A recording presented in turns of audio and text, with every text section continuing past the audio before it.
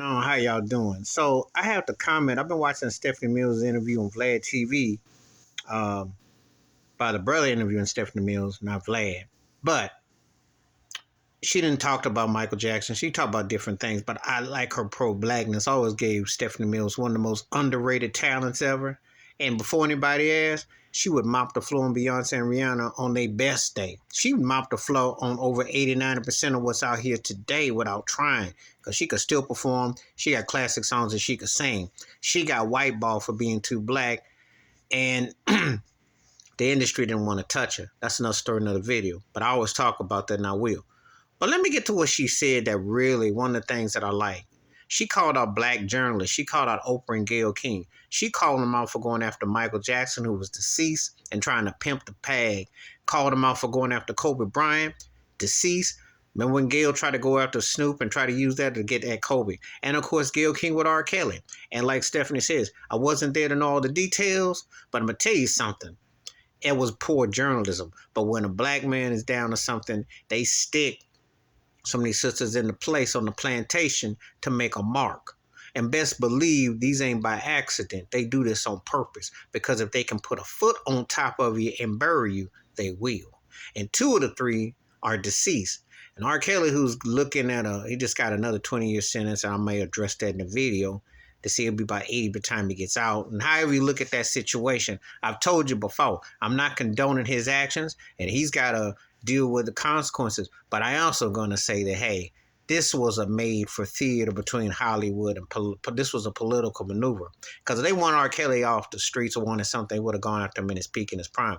They made a lot of money between 2002 and 2008. So I am not just buying it all of a sudden. Oh, I still think he went asking about his money, and they said, we're going to give you something. You want something, you're going to get something. So they were pouring this too. But this is what they do. But anyway, let's just stick to how black journalists are towards black folks and how they talk janky. And this is close that they feel they get the pulpit to act white. And Stephanie Mills was right. You know, Harvey Weinstein got sentenced again. You didn't hear Gayle and Oprah going on that. You didn't hear them say nothing about that. They don't do that to white counterparts. They're pretty much told that's off limits. I'll tell you something right now. You ain't going to see no white journalists try to pop off the Alec Baldwin right about now, will you? Mm-hmm. Or Donald Trump, for that matter. See, because it's a different ball game. But black journalists going after black entertainers, especially in crisis and trouble, is fashionable. Say, bury them from within, and we'll use you. And see, Oprah too dumb, and Gayle's too dumb, and they sold out. And Whoopi's too dumb, too. This is what they do. Please hit like, subscribe, welcome thoughts and comments, and I do respond. Thank you. Wash your hands. Keep your mind clear. Watch out for another.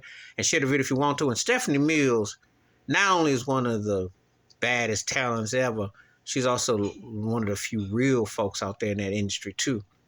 Because she'll tell you point blank, ain't nothing changed. Jim Crow is still alive. And I applaud to hear the sister speak.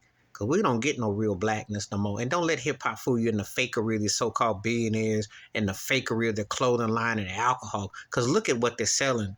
It's Plantation Minstrel Show. You got to make $1 billion off of some headphones, which has auto gear and all other stuff. You got to make $1 billion off of some liquor. You got to make $1 billion off of selling marijuana and different distributions.